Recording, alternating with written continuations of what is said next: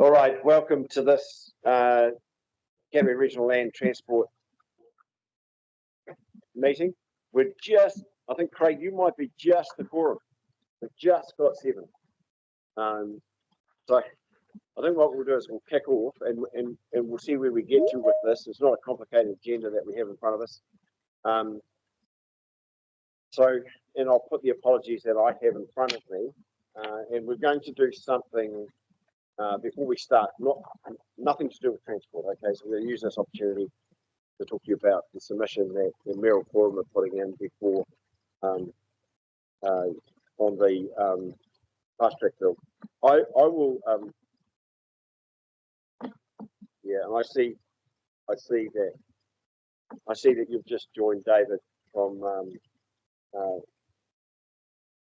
North Canterbury News. But I'll start with the Karakia. And Danny, good to see you, Danny. You're adding to our quorum. We're a bit short there at one stage, Dan, so it's good to see you. I see you too. Yeah. Okay, we'll do I'll do Karakia, Whakaturia mai ki te uru kahikatia, Whakaturia mai ki te uru kaumatua, Kaporona pakia katia, Kaporona kaupeka hia, Hia rangi papa, Hia aorangi, E whakamaru maru, E whakaruru hau, E-T-U-E-A, Ui, Wiro, Haumai te Māori, Haumi e, Ui e, Tai, yeah. So before we start, Emma's going to go through a modified, and she's got some papers, some hard copies for you, also on the modified Mayoral Forum submission. And I'll leave it to you, Emma, but I know if you want to go through the whole thing, because the mayors were a bit discombobulated around it, but this is going to be sort of a final thing. Unfortunately, Nigel can't be here, he's got LTP. Can we watch? Oh, yeah, so we'll bring you in apparently at extraordinary and urgent business. So the apologies that we have in front of us at the moment are from Mayor Broughton and Mayor Bowen. James Cahill is not going to be here, Richard is representing James at the table. We're just noting that Richard doesn't get to vote, but he gets to speak. And Anne Monroe for lateness. And that's what I've got at the moment. Anybody else? John, your own if you looks like it. No, it's not. But you are on the right hand, so. Okay, those are the apologies. Conflicts of interest. I haven't heard of any. There are no public forums, but the extraordinary and urgent business is before us. So, great, thank you. So those of you who don't know me, I'm Emma Davis, Senior Strategy Manager here at Environment Canterbury, and the Mayoral Forum team report into me. So I'm really here on Mayoral Forum business, and you will, those of the mayors and the CEs, you will have probably seen that I've been this week liaising you about the submission on the government's fast track consenting bill. We have been putting together a submission which is due to be lodged tomorrow, and so we've just been wanting to get that finalised. I acknowledge that a lot of the individual councils have made their own submissions, and so what we're endeavouring to do is obviously reach a position for the Mayoral Forum that everybody's comfortable with. We had a final draft and have now had some feedback on that isn't quite in the position that everybody's comfortable and in agreement on some of the points of that. So we have done a revision to that this morning. I've worked with Patrick Lindsay, who's the Chief Advisor to Stephanie, and also assisting Chair Scott. So Patrick and I have done some updates to the submission, and we've just handed out a copy of that, and I will, following this meeting, send it out online. There's a couple of, I won't go through it in detail, the main points that we've made, the most significant sort of changes, is in paragraph 4. We've really highlighted your mayoral plan and how the priorities relate to the intent and purpose of what the fast track consenting bill aims to achieve. So really positioning that up the front. One of the areas that we particularly got feedback from some of the mayors was the position on the involvement of ministers. So that is the main section that we have revised for you to focus on. And in other respects, we have just sort of changed shifted the tone of it a bit. So we are hoping that that will be now something that mayors may be able to be comfortable with. So I will leave it with you to have a look through. We ask that if you have any feedback, if you could provide that back to the Mayoral Secretariat by 10 a.m. tomorrow morning, then that gives us a chance to see who's comfortable supporting it. If you could let us know whether or not you're in support, and then we can lodge it by close of business tomorrow when it's due. Thanks, Emma. I think that's a prudent way of doing this. And close online.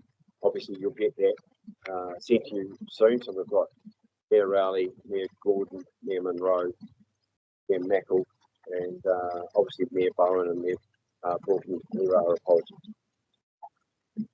Yeah, thank you. Okay. Dan. Peter, I just had a question. Sorry.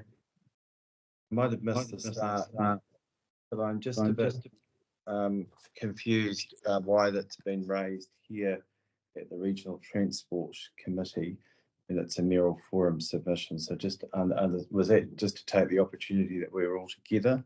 Is that correct? Absolutely, Dan. This has been issues that were raised by individuals. It's been captured now into a new document, and that was we thought that Nigel was going to be here and he could speak to it, but he's not. And we've advised him that we would raise it in this manner and give you the opportunity to just know that it's been changed and get your view on that. So that's why it's been done. Okay, well, just on that, I just was wondering why it wasn't on the agenda. So apologies, I was just double checking that because I share the same view as been expressed by the other mayors this morning. So I'd look forward to receiving it and having another look at it, but I wouldn't be supporting it as it had been presently written. Thank you. Thank you. Look, I heard about this about 20 to 1, so you've heard about it at the same time. So here we are. Anyway, thanks, Dan, for that. Can we just move now to 7.1, which is the unconfirmed minutes of the Regional Transport Committee of the 18th of March. And of course, that committee meeting heard the submissions, which we are going to finalise today in terms of the Regional Land Transport Plan. So for that, the procedural matter really, someone would like to move that motion that's on the screen. Thank you, Mari. And thank you, Phil. All those in favour, please say aye. All those against, that's carried. Now, moving to 8.1, so Claire is here, and this is the main piece of information that we need to give regard to today. So Claire, I'll let you introduce that. Thank you. Thank you, Mr. Chair. Kia ora koutou. I'm really happy to advise you that we've got a finished plan to put before you today.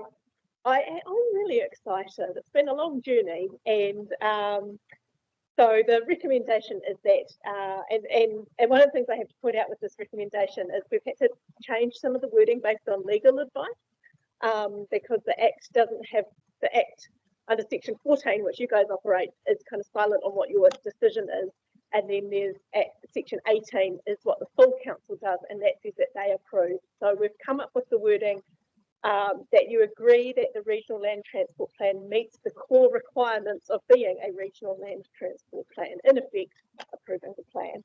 But I just thought I'd articulate that for you guys.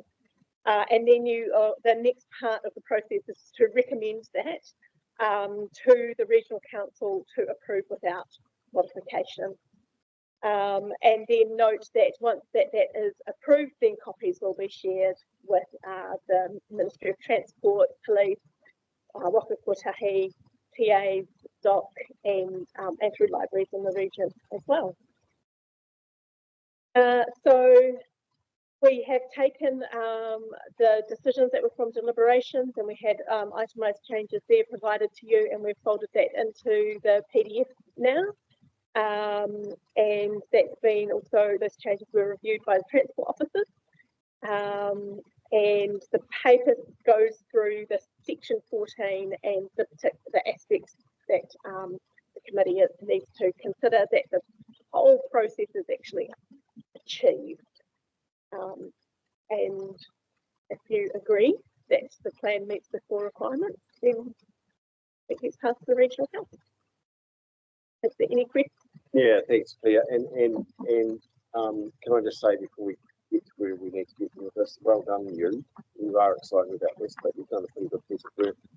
I know the explanation that you gave to our council was pretty detailed, and you know, this isn't an easy sort of thing to understand, because there's a whole lot of moving parts that actually go around it, like the GPS and the National Land Transport Fund, and how's that going to be funded, and what they're saying, and what they think the board minister.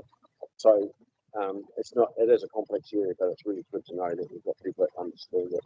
Are there any questions from people regarding the process that we're in at the moment? I think this is going to be quick. Yeah. So we'll put the motion up there. Well, I'm not going to make up for the shit, I know that. All right, so that's the motion there. And maybe we just go through that. I think in the papers it's attachment 7.11, but it's changed to 8.11 is correct. Next, the core requirements of the Regional Land Transport Plan recommends the Canterbury Regional Council approve the Canterbury Regional Land Transport Plan 2024-34. So that will come to council on the 1st of May. Comes to our council for the final ticket. And notes the Canterbury Regional Land Transport Plan 2024-34 will be shared with those people listed there below. If you're happy. None of the numbers have changed in the. No, none of the numbers have changed. We are aware that we know Whakakapi has made amendments to the ship, but that would be considered as a variation to the RLTP, and that would need to come to this committee to consider. Can you share what those amendments are that they've made, and how big or small they are? Working with Whakakapi on the paper now, but from the discussions Chad and I have had, it's not significant. So it would be changes to costings, timings, and sequencing, things that wouldn't require consultation. All the lines of activities that are in the RLTP are still in there. I just want to say thank you, because it was really important that the meeting was today, because the flow-on effect into meetings and then sign-off of statutory deadlines would mean that if it wasn't today, all of the co-funding in Canterbury would be in jeopardy. So I just want to say that it's $2.3 billion worth of your time being here today.